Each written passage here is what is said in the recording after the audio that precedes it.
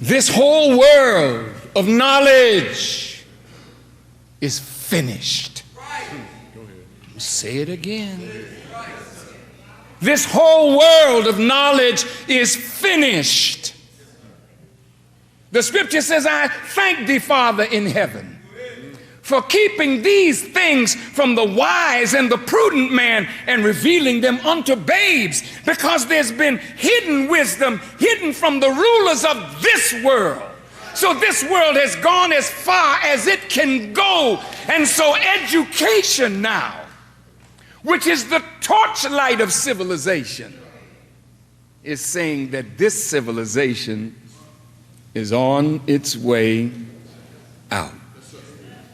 How can America lead the world when she is so far down among developed nations in education?